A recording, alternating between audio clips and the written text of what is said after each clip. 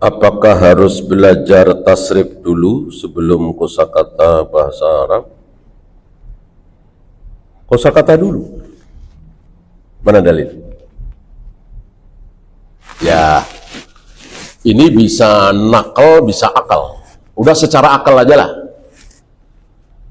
Coba ngelatih anak umur 1 tahun, 1,5 tahun, ngelatih ngomong.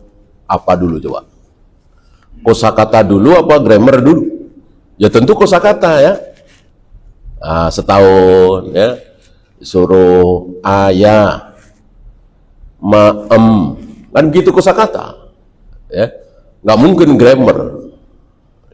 Ini secara akal saja lah. Secara nakal, secara dalil, wa 'allama Adamal asma'a kullaha. Apa yang pertama kali Allah ajarkan kepada Adam? Nama-nama. Kosakata kan nama-nama. Ada tafsiran bahwa seluruh nama di jagat raya alam semesta Allah ajarkan kepada Adam. Sementara tidak Allah ajarkan kepada malaikat. Malaikat nggak tahu, Adam tahu, orang diajari oleh Allah langsung.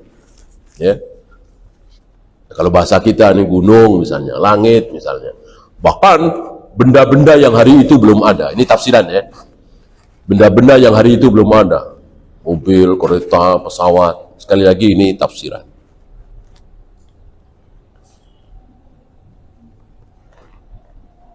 Umur saya hampir 30, sudah ikhtiar doa meminta dicarikan pasangan tapi selalu gagal.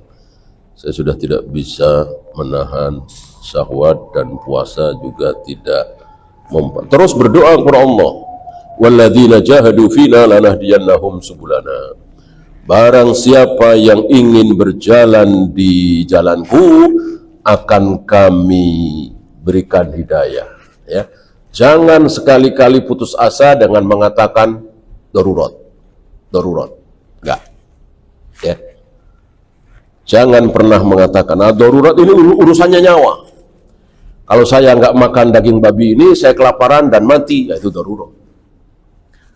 Kalau saya tidak diobati dengan ini,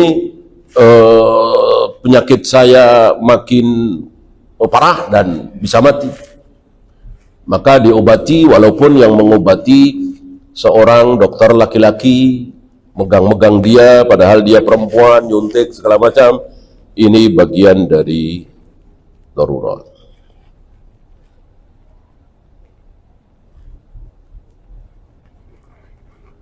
Di tempat kerja saya, atasan dan pegawai ketika mendapatkan hadiah dari orang lain diterima. Apakah boleh gulul seperti ini? Pegawai penguasa atau bukan? Kalau pegawai penguasa, istilah kita pegawai negeri, haram mutlak. Dengan dalil Ibnu Lutbiyah yang datang kepada Nabi, ya Rasul, ini harta zakat yang orang-orang serahkan kepada saya. Kalau yang ini orang-orang memberikan hadiah kepada saya. Nabi marah. Karena Ibnu Lutbiyah ini resmi pegawai pemerintah.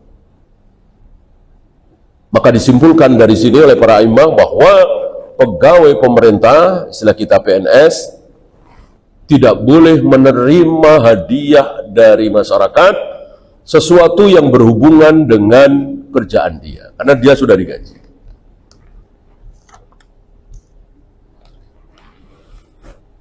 Adapun pegawai swasta tergantung si pemilik perusahaan itu. Biasanya melarang ya, tapi kan ada juga yang membolehkan ya. Nanti kalau ada yang ngasih uang tip, terima aja, nggak apa-apa. Misalnya pelayan restoran misalnya ya, atau mungkin tukang cukur, kan tukang cukur udah dapat satu kepala berapa ya. Nah, suka ada tuh, kita nyukur, kita dapat kembalian 5.000, kita masukkan ke kantong orang yang nyukur kita, dan itu dibolehkan oleh pemilik perusahaan itu tentu halal. Kalau pemilik perusahaan itu mengharamkan, tidak membolehkan, ya jadinya haram. Kan harus amanah, harus mentaati peraturan.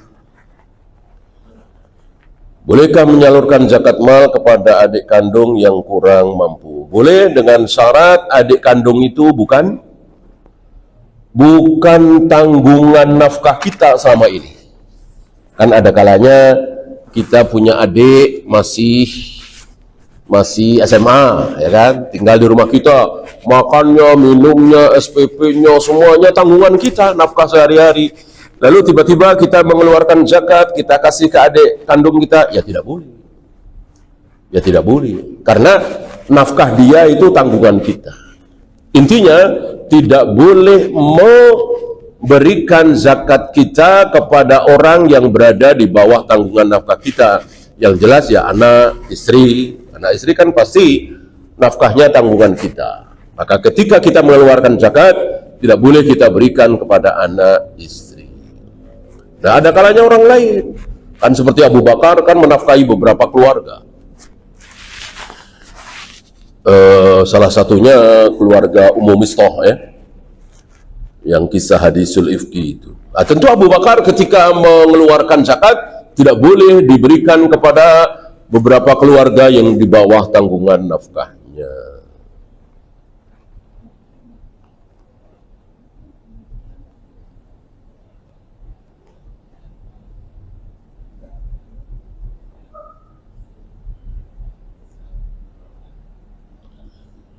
Dulu saya sering memberikan kultum, sekarang setelah kajian sunnah saya tidak mau lagi. Apakah sikap saya benar? Benar, benar ya. Jadi agama ini jangan dibikin mainan ya, bahwa kultum segala macam ini kan seolah hari ini harus ada nih. Masuk terawih nggak ada kultumnya, gitu. Ustadznya berhalangan, lah siapa aja lah, yang penting kultum. Jangan.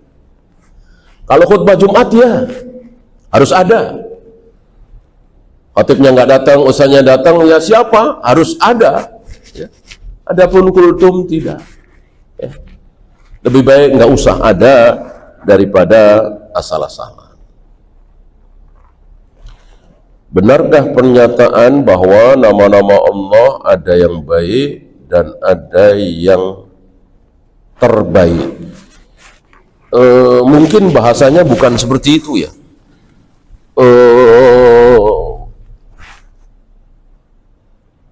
Semuanya baik. Nah, baik itu kan bertingkat-tingkat.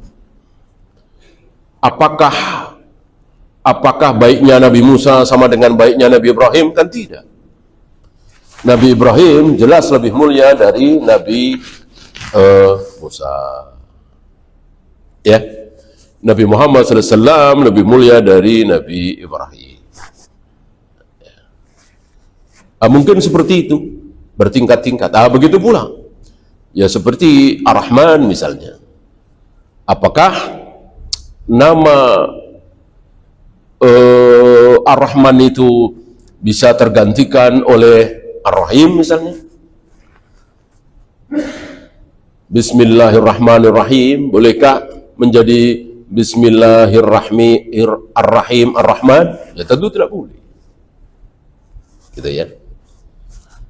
Wallahu a'lam.